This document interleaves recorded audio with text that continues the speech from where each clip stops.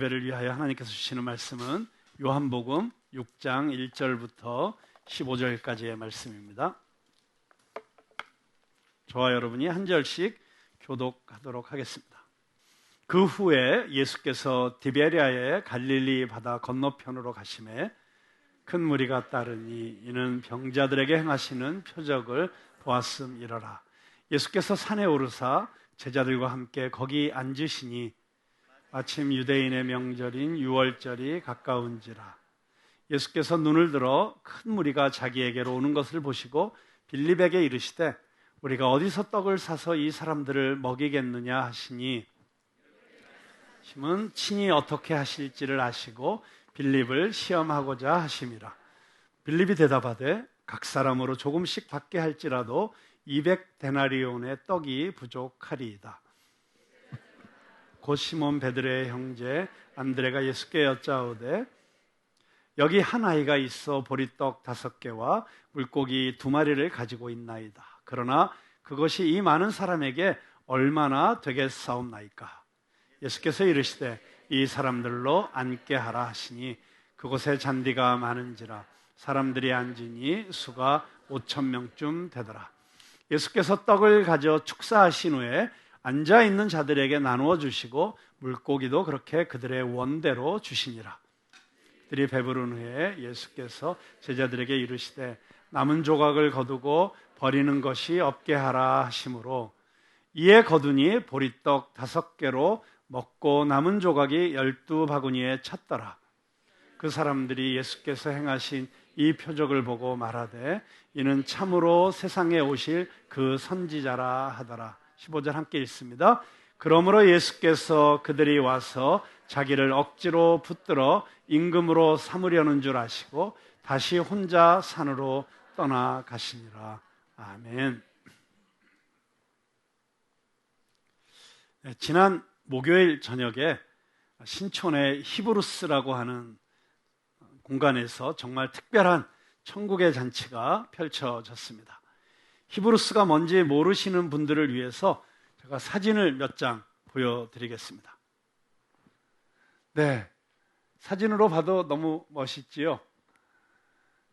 원래 보물선이라는 나이트클럽이었는데 신촌에 있는 한 교회가 5년 전에 인수해서 저렇게 청년들을 위한 문화공간으로 너무 아름답게 꾸며 놓았고요.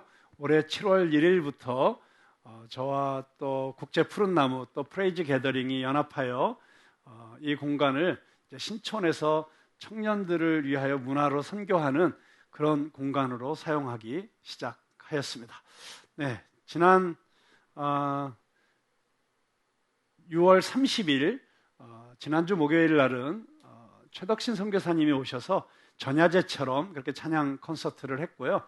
며칠 전 7월 1일에는 저희가 이 공간을 운영하고 난 이후에 처음으로 공식적인 프레이즈 게더링을 이지선 교수와 함께 하게 되었습니다. 여러분, 이지선 교수에 대해서는 너무 잘 아시지요?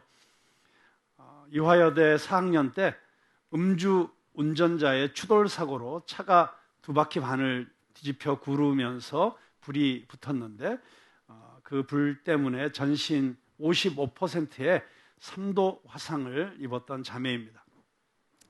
불타는 동생을 화상을 입어가면서 구해냈던 오빠가 화상 치료로 너무 고통스러워하는 이 동생을 보면서 오히려 살려놔서 미안한 마음이 들었다고 할 정도로 인간이 견뎌낼 수 있는 고통의 한계를 넘어선 정말 절망적인 상황 속에서 이지선 자매는 자기가 갈 곳이 2곳밖에 없다는 사실을 깨달았다고 합니다.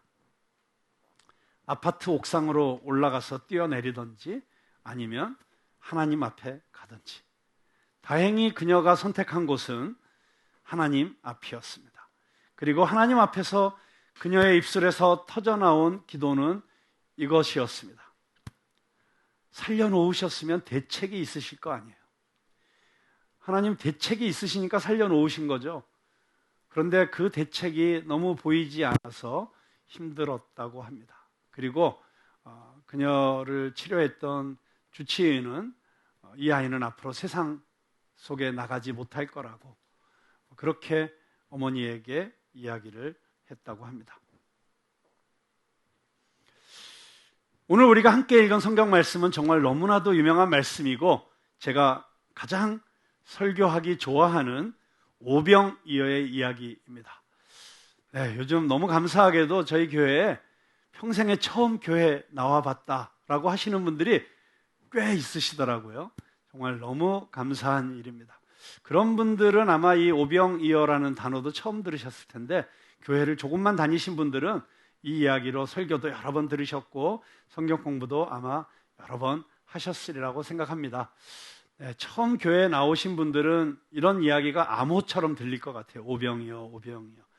어떤 교회에 처음 나오신 분이 오병이어라는 얘기를 계속 들으면서 저게 무슨 얘기일까 하다가 맥주 5병에 오징어 2마리구나. 뭐 그렇게 해독을 했다는 이야기도 있습니다만은 떡병자 물고기 어자, 그래서 떡 5개 물고기 2마리로 우리 주님께서 5,000명을 먹이시고도 12광주리가 남았다는 놀라운 기적의 이야기입니다. 마태, 마가, 누가, 요한 네 복음서에 다 기록되어 있는 유일한 예수님의 기적이 이 오병이어의 기적입니다. 이 이야기 속에서 우리는 이 광야 같은 시대 한복판에서 천국의 잔치를 경험하면서 살아가기 위한 놀라운 영적인 원리들을 많이 배울 수 있습니다. 백성들을 불쌍히 여기시는 그 예수님의 마음, 그리고 그 마음으로 우리도 이웃과 세상을 바라볼 때 지금 이 시대에 천국의 잔치가 벌어질 수 있다는 사실도 배웠습니다. 제자들이 하나 되어 함께 일할 때, 비록 제자들 한 사람 한 사람은 별 볼 일 없는 사람들이었지만 그러나 그들이 주님과 함께 하나 되면 상상할 수 없는 놀라운 시너지가 만들어져서 불가능해 보이는 일들도 가능할 수 있다는 사실을 이 기적의 이야기는 우리에게 가르쳐주고 있습니다. 무엇보다도 우리가 가진 것이 아무리 작고 보잘것없는 것일지라도 주님의 손에 우리의 오병이어를 올려드리면, 다시 말해서 내 인생을 내가 주인이 되어서 내 방식대로, 내 계획대로, 내 실력대로 사는 것이 아니라 주님의 손에 올려드리게 되면 주님께서 그것을 기적을 베푸시는 재료로 사용하신다는 사실도 깨닫게 되었습니다. 그런데 오늘 특별히 네 복음서 가운데 요한복음을 우리가 쭉 강해하면서 특별히 요한복음에 등장하는 이 기적의 이야기에서만 발견할 수 있는 특별한 깨달음이 있어서 여러분들과 함께 나누고자 합니다. 5절 말씀입니다. 5절. 한번 같이 읽어보겠습니다. 시작. 예수께서 눈을 들어 큰 무리가 자기에게로 오는 것을 보시고 빌립에게 이르시되 우리가 어디서 떡을 사서 이 사람들을 먹이겠느냐 하시니. 자, 여기에 보면 먼저 보시니라고 하는 단어가 등장합니다. 보는 것으로부터 시작합니다. 큰 무리를 보셨습니다. 그 무리들을 보시는 예수님의 마음. 예수님은 선한 목자이시기 때문에 그들이 배고플 것을 염려하십니다. 여러분, 주님께서는 여러분의 필요를 이미 아시고 계십니다. 믿으십니까? 네, 여러분의 인생에 지금 무엇이 결핍되어 있는지, 그리고 여러분에게 무엇이 가장 선하고 아름다운 것인지를 이미 다 알고 계시고 주님께서 준비하고 계시는 줄로 믿으시기 바랍니다. 여러분, 주님께서 우리가 기도하는 대로 다 들어주신다고 절대 착각하지 마십시오. 만약에 우리가 기도하는 대로 주님이 다 들어주셨으면 저희는 온전히 살아남기 힘들었을 것입니다. 내가 그때 그렇게 간절히 기도했던 것이 안 들어진 것이 얼마나 큰 축복입니까? 그렇게 얘기하니까 갑자기 황당해 하시는 분들이 있는데, 제가 쉽게 알아들으실 수 있도록 제 예를 들어드리자면, 제가 그때 그 김씨성을 가진 그 여인과 기도하게 해달라고 그렇게 간절히 기도했는데 주님께서 안 들어주신 덕분에 제가 지금 송모 자매와 살고 있는 게 얼마나 축복입니까? 그때 결혼했으면 안 되는 일이죠. 네, 그렇게 생각하시면 여러분의 인생에 그때 그렇게 간절히 기도했는데 주님께서 안 들어주신 게 다 뜻이 있으셨구나 하는 것을 깨닫게 되실 것입니다. 자, 주님은 이미 알고 계시기 때문에 그래서 우리가 원하는 대로 기도를 들어주시는 것이 아니고 우리가 기도할 때에 우리에게 정말 필요한 것을 주시는 주님이신 줄로 믿으시기 바랍니다. 그래서 주님께서 빌립에게 물으십니다. 우리가 어디서 떡을 사서 이 사람들을 먹이겠느냐? 7절에 보면 빌립이 이렇게 대답합니다. 빌립이 대답하되 각 사람으로 조금씩 받게 할지라도 200데나리온의 떡이 부족하리이다. 이걸 보면 빌립이 굉장히 계산이 빠른 사람인 것 같습니다. 각 사람으로 조금씩 받게 할지라도 200데나리온. 일단 먹고 싶은 만큼 배부르게 풍성하게 먹이는 건 지금 아예 불가능하다. 그래도 조금씩이라도 먹여야 되겠다. 근데 조금씩 먹이려면 200데나리온은 필요하겠다. 그냥 계산이 바로 쫙 나오는 거죠. 200데나리온, 한 데나리온이면 그 당시에 노동자의 하루 품삯이었습니다. 그러니까 요즘 건설 일용직 하루 품삯이 40만 원까지 올라갔다 그래요. 그래도 사람을 못 구해서 지금 난리라고 합니다. 인테리어 사업하시는 분들 만나보면 이제 너무 어려운 게 자재값 올라가고 인건비 올라가고 정말 사업하기 힘들다 이런 얘기 하는데요. 일단 겸손하게 하루 품삯을 10만 원으로 치겠습니다. 저의 하루 품삯이라고 할 수 있습니다. 네, 그러면 200데나리온이면 얼마죠? 보세요. 이렇게 쉽게 다 가르쳐줘도 계산이 안 되시잖아요. 그런데 빌립은 바로 계산이 딱 나오는 거죠. 200데나리온. 한 2천만 원. 하루 품삯을 10만 원이라고 치면 2천만 원이라고 할 수 있습니다. 자, 문제는 그런 돈도 없지만 돈이 있다 손 치더라도 그 많은 떡을 어디 가서 지금 사오겠습니까? 한마디로 계산이 안 나온다. 지금 이 대답을 하고 있는 거예요. 주님, 어떻게 이 사람들 다 먹이려고 하세요? 불가능합니다. 우리 그런 돈도 없습니다. 돈이 있더라도 어디 사올 때도 없습니다. 우리도 그렇게 주님 앞에 대답할 때가 많이 있죠. 주님, 이건 불가능한 일입니다. 통장의 잔고가 바닥입니다. 뒷감당을 또 어떻게 하시려고 지금 일을 저지르려고 하십니까? 그런데 5절과 7절을 우리가 읽으면서 건너뛴 말씀이 있죠. 몇 절이죠? 이렇게 쉬운 질문을 해도 깨닫지 못하시는 분들이 있습니다. 자, 5절에서 우리가 몇 절을 건너뛰고 7절로 갔죠? 네, 6절이죠. 네. 한번 6절 같이 읽어보겠습니다. 시작. 이렇게 말씀하심은 친히 어떻게 하실지를 아시고 빌립을 시험하고자 하심이라. 친히 어떻게 하실지를 아시고. 주님은 다 계획이 있으셨군요. 주님이 여기서 빌립을 시험하셨다고 했어요. 근데 성경에 보면 하나님은 누구도 시험치 않으신다고 하셨는데 여기 보니까 시험하셨다. 그래서 또 마음에 조금 걸림이 있으신 분들을 위해서 제가 설명을 좀 드리자면 여기서 주님께서 빌립을 시험하셨다고 하는 것은 유혹해서 넘어뜨리려는 시험이 아니라 한 단계 더 업그레이드 시키기 위한 테스트였다라고 할 수 있습니다. 여러분이 학년 올라갈 때 테스트를 통과해야지 한 학년 올라갈 수 있잖아요. 고등학교 졸업하고 대학교 가려면 테스트를 통과해야 되잖아요. 그런 시험인 것입니다. 하나님께서 누구도 시험하지 않으시는 것은 사단이 우리를 넘어뜨리려고 하는 유혹, 즉 템테이션, 이 템테이션이 아니라 지금 테스트를 하시고 계시는 것이다. 왜 그런데 12제자 가운데 예수님께서 하필이면 빌립을 꼭 찍어서 빌립을 시험하려고 하셨을까요?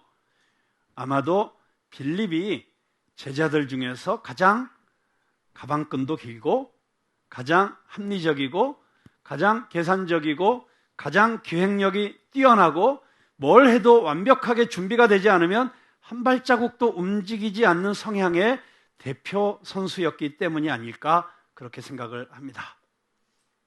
아니나 다를까 빌립은 우리가 알고 있는 것처럼 200데나리온으로도 부족할 것 같은데 어디서 떡을 사다 해결을 하겠습니까? 라고 대답을 합니다.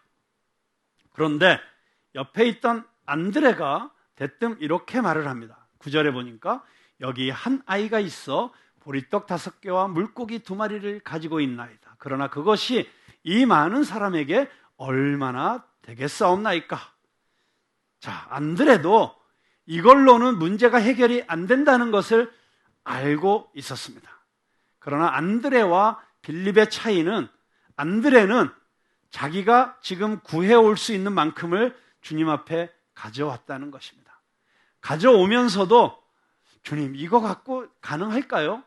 이거 갖고 누구 코에 붙이겠습니까? 라고 말하면서 주님 앞에 지금 가져온 것입니다. 네, 여러분 한번 이런 생각을 해보겠습니다. 그날 우리 주님께서 이 놀라운 기적을 이런 방식으로 행하실 수는 없었을까요? 여러분, 배고프시죠? 여기 빈 들입니다. 광야입니다. 널려있는 게 돌들입니다. 돌 하나씩 집어드세요. 그래서 다들 주변에 있는 돌 하나씩 집어들었어요. 자, 눈 감으세요. 그리고 하늘을 향해서 뭐라고 신비한 언어로 몇 마디 하시고, 그리고 하나, 둘, 셋! 펑!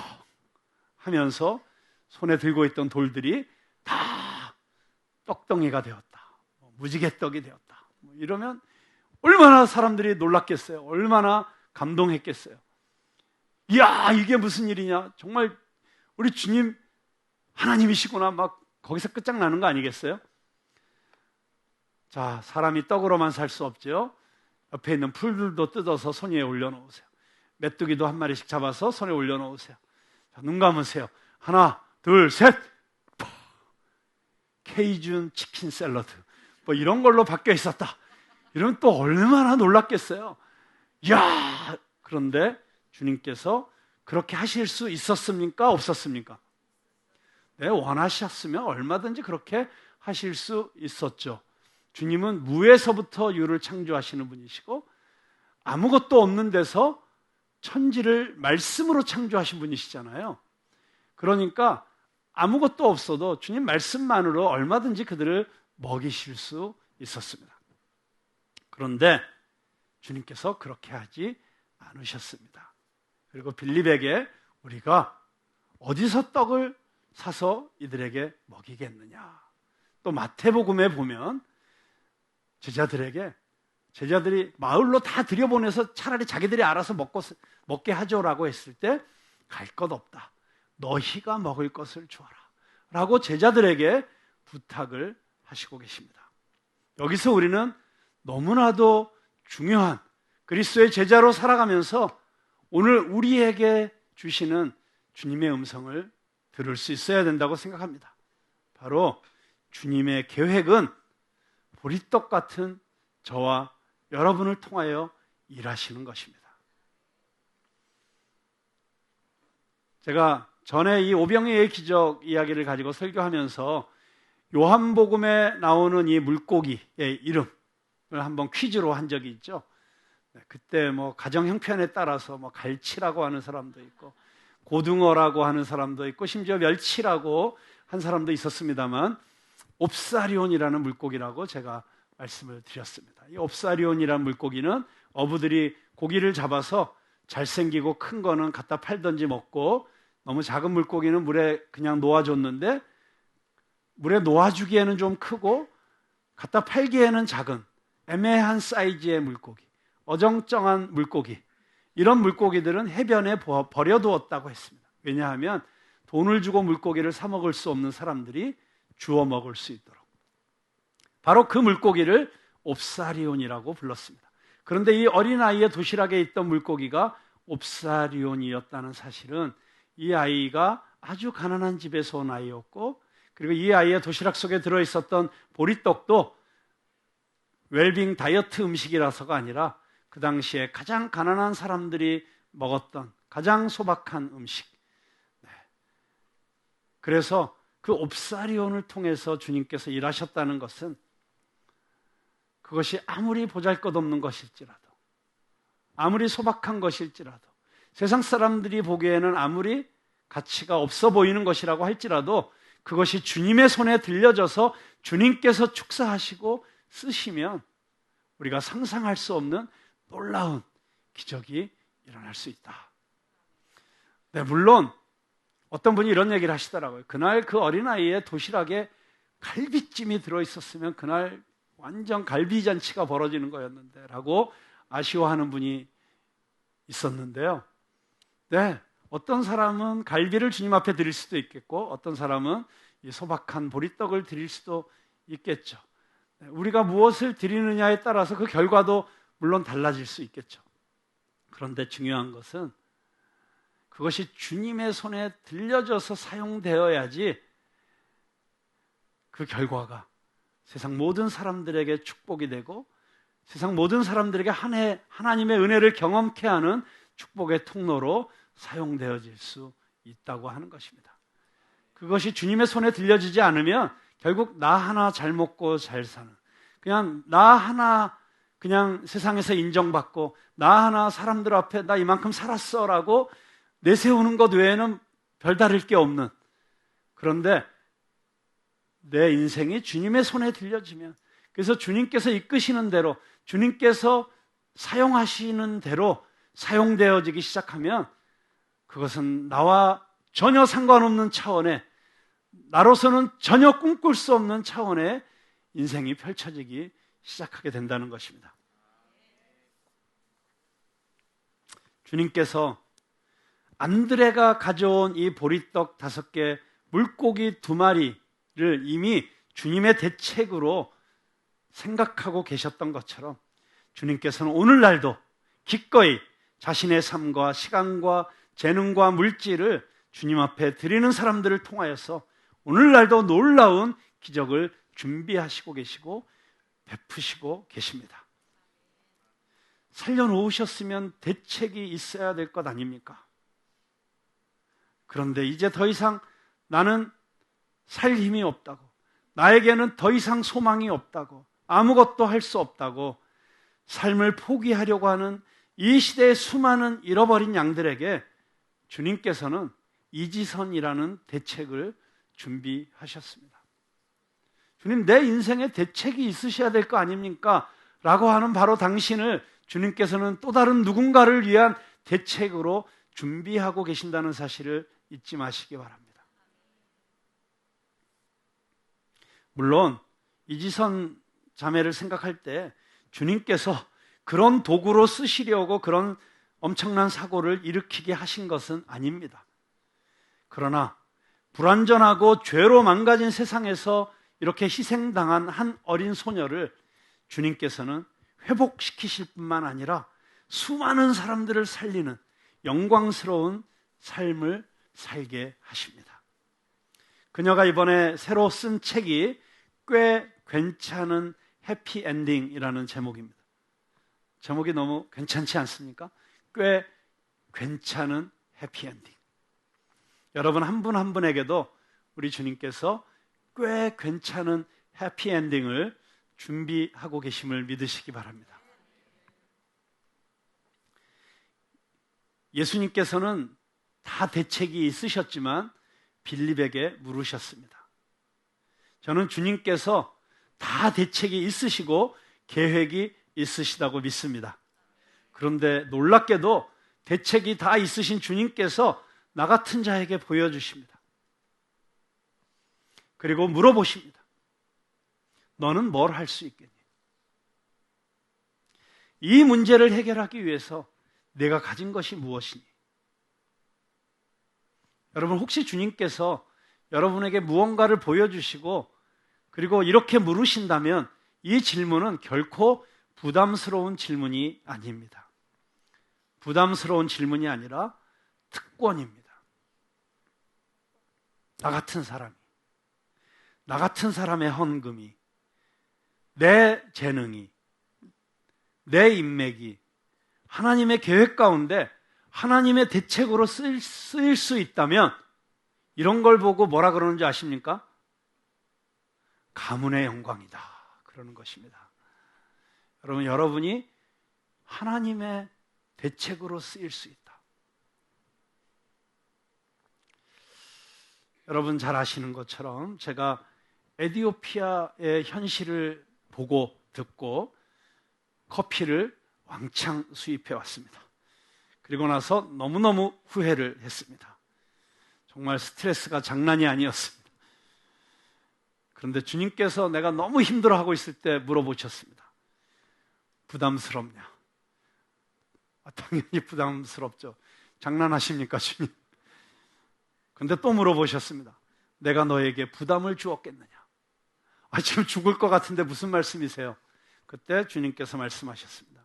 나는 너에게 부담이 아니라 선물을 주었다. 제가 주선혜 교수님 장례식장 다녀온 이야기 여러분들에게 말씀드렸죠. 제가 이 나이가 되니까 장례식장에 가도 별로 눈물이 안 나오더라고요. 근데 이번에 그 주선혜 교수님의 장례식장에서 정말 펑펑 울다가 왔습니다. 저의 어떤 눈물샘을 탁 터뜨린 그 트리거가 된, 이 방아쇠가 된 것이 김동호 목사님과 양금희 교수의 조사였어요. 김동호 목사님이 조사의 끝 대목에서 이런 이야기를 하셨습니다. 교수님은 98세 나이에도 여전히 꿈꾸셨고 저지르셨고 이루어내셨습니다. 그런데 김동호 목사님도 저도 우리 제자들도 다 알고 있는 것은 교수님께서 저지르신 꿈꾸셨던 그리고 저지르셨던 그 모든 일들이 교수님의 개인적인 야망이나 개인적인 어떤 욕심에서 시작된 것은 하나도 없었습니다. 두 번째로 조사를 했던 양금희 교수는 저의 대학교 학부 동문이었습니다. 그 양금희 교수의 조사의 한 대목을 제가 읽어드리겠습니다. 나는 그것이 먼저 하나님의 음성에 응답하는 삶을 사셨기 때문이었다는 것을, 그분의 자서전 주님과 함께를 읽고 알았다. 그분은 어떤 상황과 맞닥뜨리면 어김없이 주님, 왜 이것을 제게 보여주셨습니까? 라고 묻고, 하나님의 답이 떨어지면 그것이 무엇이든지 순종하는 삶을 사셨다. 그런 그녀에게 하나님은 공과책 하나 없이 크는 교회의 어린이들을 보여주셨고, 판자촌의 사람들을 보여주셨고, 미신에 빠진 지리산을, 힘없는 여자 전도사들을, 탈북자들과 어둠 가운데 있는 북한을, 갈 곳 없는 은퇴 여선교사들을 보여주셨다. 그분이 본 것은 그대로 그분을 최초 여성 기독교 교육학자, 기독교 교육과 최초 설립자, 교단 최초 커리큘럼과 공과 개발자, 여름 교사 강습회 선구자, 여교역자 연합회 창립 및 여교역자 안식관 건립자, 탈북자의 어머니, 심지어 98세의 나이에 여선교사 안식관 건립자로 만들었다. 시대와 상황은 그녀의 교육의 장이었고, 하나님의 음성은 교사였고,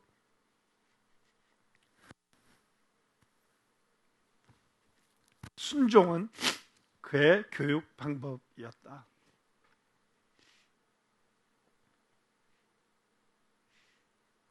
어떻게 이 사람들을 다 먹일 수 있을까?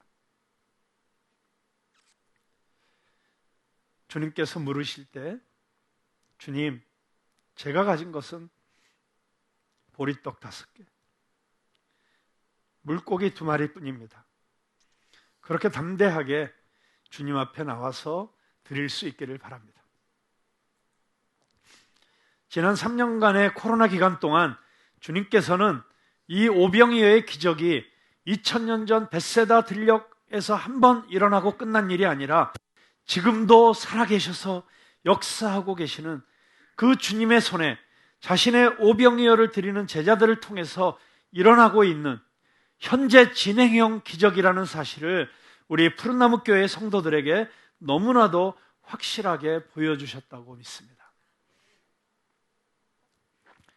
2년 전에 대구 경북이 코로나로 처음 봉쇄되었을 때 저희 교회가 300만 원 특별 헌금을 모금을 하였습니다. 150만 원은 월세를 못 내는 대구에 있는 한 교회에 월세를 보내드렸고, 나머지 150만 원을 시드머니로 하여서 이곳에서 광야에서 내 백성을 위로하라 라고 하는 콘서트를 시작하였습니다. 열흘 동안 많은 찬양 사역자들이 이곳에서 자원봉사로 그렇게 콘서트를 하였고, 온라인으로 열흘 동안 모금한 헌금이 9천만 원이 모였습니다. 그러니까 저희는 150만 원을 헌금했는데 그게 9천만 원이 됐으니까 몇 배가 된 거죠? 죄송해요. 오늘 너무 심오한 수학 문제를 계속 질문해서 60배가 된 거죠. 60배. 근데 성경에 보면 항상 하나님의 나라는 30배, 60배, 100배로 결실을 맺지 않습니까? 그래서 저희들이 그 9천만 원을 가지고 그냥 나눠주고 끝난 것이 아니라 오히려 대구에 마침 계명대학 교수로 있던 우리 박주희 교수님을 통해서 작은 교회들이 지역사회를 위해서 봉사하고 있는데 재정이 이제 끊어져서 더 이상 섬길 수 없게 된 곳들을 찾아내서 그곳들을 지원하기 시작했습니다. 네, 그 열매가 어떻게 아름답게 이루어졌는지를 또 우리는 박 교수님의 또 보고를 통해서 들으면서 너무 큰 은혜를 누렸습니다. 정말 100배가 아니라 1000배의 결실을 맺은 것을 보게 되었습니다. 우리가 그 일을 하면서 깨달은 많은 인사이트들이 있었는데 그것이 바로 이 코로나 시대에도 온라인으로 얼마든지 사역이 가능하구나. 오히려 그전에는 닿을 수 없었던 것까지 우리가 터치할 수 있는 이런 일들이 가능하구나라고 하면서 시작된 것이 프레이즈 게더링이었습니다. 그리고 작년 부활절에는 대한민국의 모든 교회들이 성가대 연습을 할 수 없어서 부활절 칸타타를 한 곳에서도 할 수 없다는 그 안타까운 현실에 아파하면서 오히려 이럴 때 대한민국의 모든 성도들이 함께 은혜를 받을 수 있는 칸타타를 만들어서 영상으로 나누자라고 시작된 것이 바로 증인들의 고백이라는 정말 한국교회 문화사역의 역사에서 기념비적인 작품이 탄생을 하게 되었습니다. 그리고 이 어두운 코로나의 터널에서 찬양으로 성도들이 회복되고 힘을 얻고 교회들이 부흥할 수 있는 놀라운 무브먼트로 이 프레이즈 게더링이 발전해 가고 있습니다. 그리고 이제 신촌에 아까 보여드린 히브루스라고 하는 저런 엄청난 공간이 주어졌습니다. 숫자를 얘기해야지 감동을 받으시는 분들이 계시기 때문에 제가 조금 공개를 하자면 저 공간이 6억 보증금에 월세가 1,000만 원을 내야 되는 공간입니다. 그런데 저것을 저 공간을 처음 시작한 교회가 보증금과 월세의 절반을 부담하고 저희들은 한 달에 500만 원만 부담을 하면서 저 공간을 사용할 수 있게 되었습니다. 그냥 정말 공짜로 주어진, 은혜로 주어진 공간이라고 아니할 수가 없습니다. 저는 프레이즈 게더링이 만들어져 가는 이 과정을 지켜보면서 기도하면서 동참했던 우리 푸른나무교회 성도들은 이제 더 이상 이런 상황에서 제가 뭘 할 수 있겠습니까? 내 능력으로 뭘 할 수 있습니까? 나 같은 게 뭘 할 수 있습니까? 내가 해결해야 될 문제들에 비하면 내가 가진 능력과 자원이 너무 부족해서 나는 아직 기다려야 할 것 같아요. 이런 소리를 더 이상 하지 말아야 한다고 생각합니다. 지금 있는 모습 그대로 주님 앞에 삶을 드리실 수 있기를 바랍니다. 주님께서 보여주시는 것이 있을 거예요. 근데 그런 보여주시는 것이 있을 때 그 감동이 지나가 버리게 하면 안 됩니다. 하나님께서 우리에게 보여주시는 것, 그것을 보는 게 비전이에요. 비전이라는 말이 본다는 뜻이잖아요. 비전에 대해서 제가 알고 있는 가장 아름다운 정의는 이 시카고의 윌로우 크릭 교회 담임 목사였던 빌 하이벨스 목사님이 내리신 정의예요. A picture of the future that produces passion. 열정을 불러일으키는 미래에 대한 그림. 그게 비전이에요. 하나님께서 여러분에게 어떤 그림을 보여주세요. 근데 그 그림이 보여요. 누구에게는 그것이 아이들이 너무 행복하게 춤추는 그림일 수도 있고, 그래서 제가 댄싱 칠드런이라는 커피 브랜드를 시작을 했죠. 네, 그리고 또 어떤 사람에게는 정말 외로운 노인들이 천국의 잔치를 경험하는 그런 모습일 수도 있어요. 집이 없어서 정말 말도 안 되는 곳에서 웅크리고 자야 했던 사람들에게 지금 집을 지어주려는 야심찬 계획을 갖고 우리 신미식 작가가 8월 달에 마다가스카르로 간다는 얘기를 제가 오늘 아침에 들었습니다. 그래서 제가 또 일을 저질렀어요. 아프리카 가기 전에 꼭 여기서 푸른 나무 이야기를 한번 하시고 아프리카에 짓고 싶은 집의 그림을 사진을 보여주시고 우리 성도들이 좀 참여할 수 있게 해달라고. 놀라운 사실은 그 집 한 채 짓는데 30만 원 든대요. 그런데 그 30만 원으로 그 마다가스카르의 원주민들이 비를 피할 수 있고 그리고 뭔가 따뜻한 가정을 만들 수 있는 이런 집을 지어주는 게 누군가에겐 비전일 수 있어요. 그런데 그런 비전이 또 어떤 분에게는 저희 교회 와보니까 우리 청년들이 여기가 너무 비싼 동네에서 교회를 하다 보니까 제일 어려운 게 나가서 늘 밥 사 먹으러 다니기가 힘들어요. 제가 요즘 신촌 가보고 저 건대 앞에 가면 얼마나 부러운지 몰라요. 가성비가 높은 맛있는 식당들이 그냥 줄지어 있는 그곳에서 내가 교회를 시작했어야 되는데 하필이면 한 끼 먹는데 이렇게 비싼 동네에서 목회를 해가지고 청년들이 오기가 너무 힘들어요. 저희 교회 어떤 장로님이 밖에서 소문을 들으시고 저에게 이런 부탁을 하셨어요. 목사님, 교회가 책임지고 있는 시간 안에서는 우리 청년들이 돈을 안 써도 되게 해주십시오. 그러니까 그게 끼때가 되면 밥도 먹여주시고 커피를 마셔야 되면 커피도 그냥 먹게 해주시고 그래야지 푸른나무교회 청년교회 다니려면 돈이 많이 들어서 못 온다는 청년들이 너무 많습니다. 여러분 이게 소문이 났어요. 그러면 어떤 청년들이 저희 교회 오겠어요? 그래서 우리 청년들에게 밥을 먹여야겠다, 주일날은. 우리 교육관이 좀 여건이 안 좋아도 어떻게 해서든지 머리를 짜내고 어떻게 해서든지 방법을 찾아내서 청년들이 거기서 맛있게 밥을 먹는 그런 비전을 보는 분들이 혹시 이 자리에 있으시다면 주저하지 마시고 저지르십시오. 거기에 대해서 반대하시는 분들은 제가 다 잠재우겠습니다. 그리고 어떻게 해서든지 할 수 있도록 지원을 해드릴 테니까 저지르시면 됩니다. 저희 교회의 특징, 누가 뭘 해도 말리지 않고 누가 뭘 안 해도 귀찮게 안 한다. 그러니까 여기는 꿈을 가진 사람이 저지르면 되는 교회라고 하는 사실을 꼭 기억하시기 바랍니다. 여러분, 주님께서 보여주실 때, 주님의 아파하시는 마음이 느껴질 때, 주님이 주시는 거룩한 분노가 느껴질 때 주저없이 시작하실 수 있기를 바랍니다. 제 마음속에 지금 큰 부담이 하나 있습니다.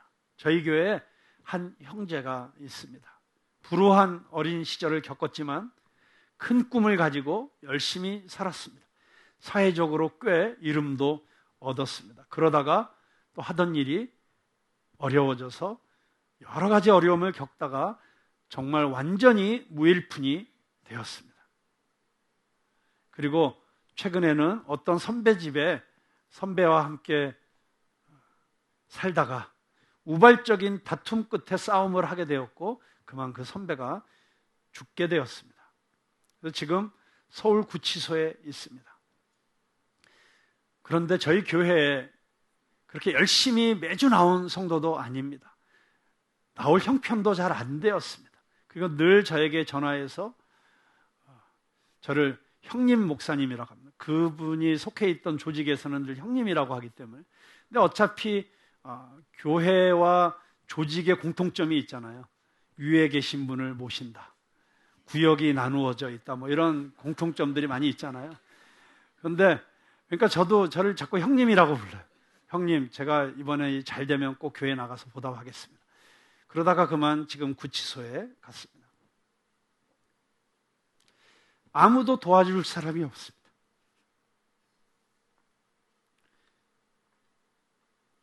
변호사를 선임할 능력도 없습니다.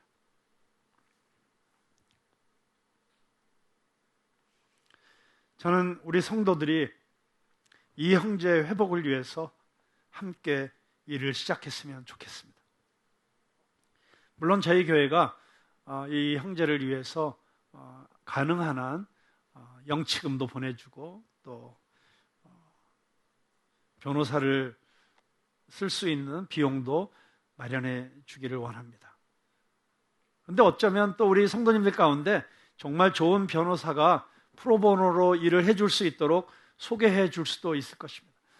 제가 말하고 싶은 건 무엇이냐면 최소한 저희 교회가 한 150명 정도가 출석하는 교회인데 이렇게 갑자기 실수로 너무 큰 죄를 지어서 지금 감옥에 가서 아무도 도와줄 수 없는 이런 상황 속에 있을 때 우리가 최소한 이 형제 하나를 위해서 그가 내가 사랑받고 있구나, 누군가가 나를 도와주고 있구나, 이런 마음의 감동과 은혜를, 그런 사랑을 느끼지 못하게 한다면 저희 교회가 과연 예수 그리스도의 교회가 맞는 것인가 라는 질문을 심각하게 해야 된다고 생각합니다. 이 형제뿐만이 아니라 저는 갑자기 사랑하는 남편을, 사랑하는 아버지를 잃은 피해자의 가족들도 저희들이 돌봐야 될 의무가 있다고 생각합니다. 저도 약간 치사하고 비겁하게 이 형제를 도우려면 그 피해자 유족들과도 합의도 해야 되고 하니까 내가 가서 만나야겠다 생각을 하다가 갑자기 세상적인 지혜가 또 발동을 하는 거예요. 이 형제는 아무것도 없으니 여기서 나올 게 없는데 교회가 와서 개입을 하니까 이 교회를 상대로 이제는 물고 늘어져야겠다. 그리고 와서 여기서 피켓 시위하고 여기 저한테 계속 전화하고 막 이런 귀찮은 일이 생기면 어떡하나라고 하는 인간적인 마음이 살짝 들었던 것도 사실입니다. 그래서 지혜롭게 행동해야지라고 생각할 때 또 주님께서 저를 책망하셨습니다. 저희가 할 수 있는 일은 물론 한계가 있을 것입니다. 그런데 최소한 아무것도 하고 있지 않다면 아무 일도 일어나지 않습니다.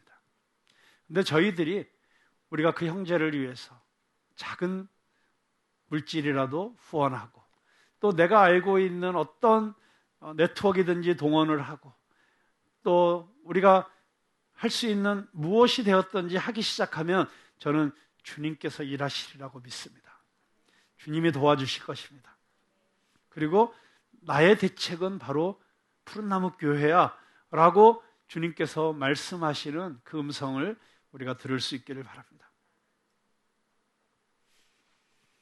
이 형제가 만약 내 아들이고 내 동생이라고 생각한다면 여러분은 어떻게 하시겠습니까? 그 마음을 가지실 수 있기를 바랍니다.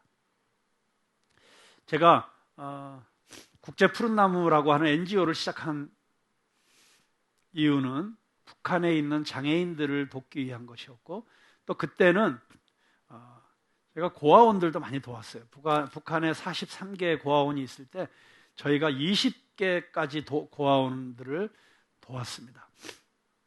근데 그 전에는 한 번도 하지 않았던 일이 있어요.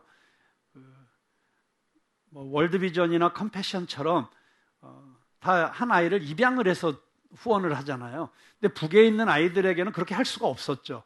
근데 제 마음 가운데 북한의 고아원에 있는 아이들을 우리 남한에 있는 성도들이 한 명씩 입양을 해서 그 아이들을 위해서 후원도 하고 기도도 하면 이게 통일을 위해서 가장 좋은 일이 되겠다라고 하는 생각이 들어서 이 북한에 있는 고아원 원장님들에게 의사를 타진했더니 이분들이 너무 기뻐하는 거예요. 그때는 너무 절박하던 때라서 뭐가 됐든지 후원만 해주시면 다 협조하겠다. 그래서 북의 고아원에 있는 아이들 사진을 한 200장 정도를 찍어와서 그 아이들의 인적사항까지 다 카드로 만들어서 저희가 2010년에 국제 푸른나무 창립을 하면서 그 자리에서 1:1 결연식을 했습니다. 그런데 그때 여러분 잘 아시는 션이라고 하는 연예인이 그 자리에 왔다가 자기가 100명을 하겠노라고, 자기가 지금 컴패션을 통해서 해외 아동 100명, 홀트 아동복지회를 통해서 국내 아동 100명, 200명의 아버지인데 북에 있는 아이들 100명까지 해서 자기가 300, 자기 애까지 포함 4명의 아버지가 되고 싶다고 하면서 100명을 그 자리에서 후원 약속을 했어요. 그리고 정말 성실하게 그렇게 후원을 했습니다. 그리고 그 다음에 창립 1주년 기념식을 하는데 그때 현이 와가지고 했던 말을 제가 잊을 수가 없습니다. 갑자기 앞에 나가더니 그 얘기를 하는 거예요. 만약에 내 새끼가 굶고 있다면 내가 은행 강도를 해서라도 먹이지 않겠냐고. 그러면서 그때 평양 미림 육아원이라고 하는 고아원에 500명의 아이들이 있었어요. 자기가 그 500명의 아이들을 책임지겠노라고 저지르는 거예요. 유유상종이라고 저지르는 사람들이 그 자리에 많아가지고 이 션이 500명 저질렀는데 정말 너무너무 저희가 더 이상 북한의 고아원 아이들을 돕지 못하게 될 때까지 성실하게 도왔던 그 감동을 지금 기억합니다. 그때 했던 그 말, 만약에 내 자식이라면 굶고 있는 걸 그냥 보겠느냐. 여러분, 그리스도인이 된다고 하는 것은 어쩌면 내가 내 몸으로 낳은 아이뿐만이 아니라 하나님 안에서 한 가족된 모두를 내 자식으로, 내 아들로, 내 딸로, 내 형제로, 내 자매로, 내 어머니로, 내 할머니로 그렇게 사랑할 수 있다는 내 사랑의 영역의 확장이라고 생각을 합니다. 이제 말씀을 마치려고 합니다. 오래전에, 벌써 한 20년 전이네요. 제가 캐나다에 있을 때 한 교회에서 이 오병이어의 이야기를 가지고 남선교회 헌신예배 설교를 했습니다. 그런데 그 자리에서 설교를 듣고 있었던 한 형제가 그 설교를 듣고 받은 영감으로 노래를 만들었어요. 근데 그 노래가 너무 아름답고 좋아서 우리 송정미 사역자가 4집 앨범에 취입을 했습니다. 오늘 저는 제 설교의 결론처럼 이 찬양을 여러분들이 함께 들으시도록 초청합니다. 그 찬양을 들으시면서 여러분 한 분 한 분을 향하여 물으시는 주님의 음성을 들으실 수 있기를 바랍니다.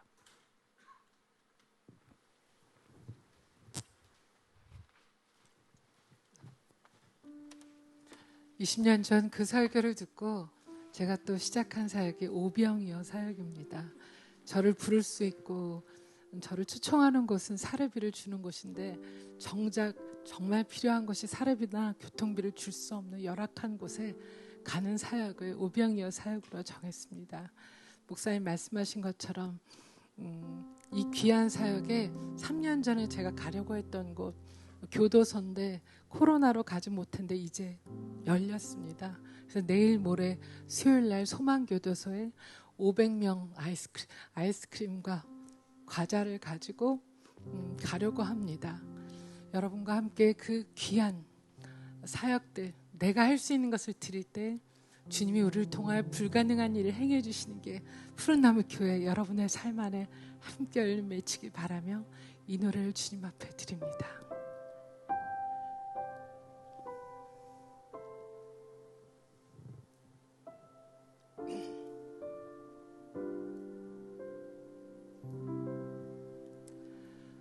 보리떡 5개 물고기 2마리